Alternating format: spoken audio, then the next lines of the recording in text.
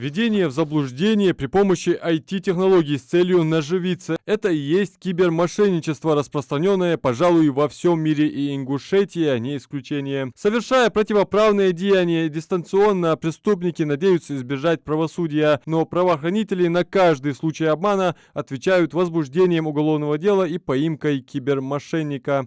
На сегодняшний день в Республике Ингушетия возбуждено 88 уголовных дел по статье мошенничества с использованием информационных технологий. 18 уголовных дел на сегодняшний день уже направлены в суд, где лица установлены. Также в Республике Ингушетия 9 уголовных дел по статье кражи, то есть банковских карт кражи, направлены в суд. То есть лица установлены. Самый частый и наиболее излюбленный способ наживиться у кибермошенников – это выманивать реквизиты банковских карт, представляясь сотрудниками банка. А самый примитивный способ – это взять предоплату за тот или иной товар, который обманщик якобы продает, и просто исчезнуть, оставив потерпевшего с пустым карманом.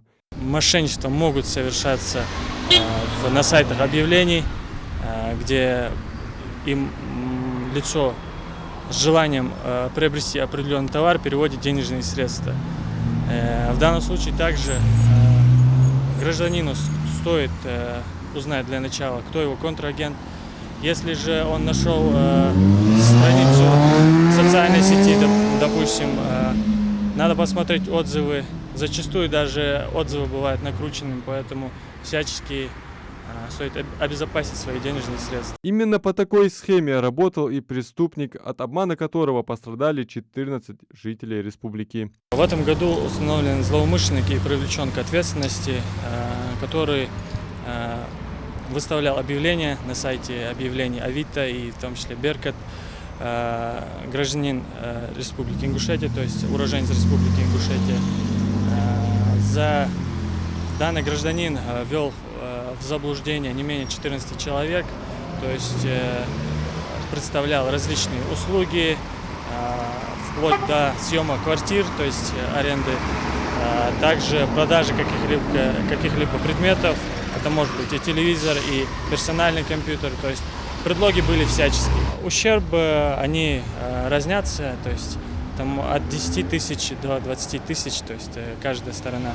В России с начала года выявлено 261 тысяча киберпреступлений, что на 27,5% больше, чем за тот же период прошлого года. В Ингушетии, если учитывать, что с начала текущего года зарегистрировано 88 киберпреступлений, а за аналогичный период прошлого их было 67, в регионе наблюдается прирост случаев кибермошенничества. Однако количество раскрытых преступлений больше на сегодняшний день, то есть за аналогичный период времени.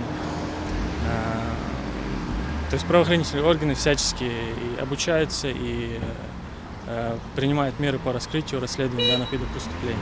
Кибермошенники изобретательные придумывают новые способы хищения денежных средств, не гнушаются ничем. В социальных сетях или на различных интернет-ресурсах, представляясь смертельно больными или открывая сборы якобы на срочное лечение ребенка, выманивают средства у граждан. Мошенников, конечно, ловят, сажают, но те же самые сердобольные жители, наткнувшись на объявление о сборе средств для тех, кто действительно нуждаются в них, уже пройдут мимо. Адам Мережков, Джамалиев Султыгов, Новости 24.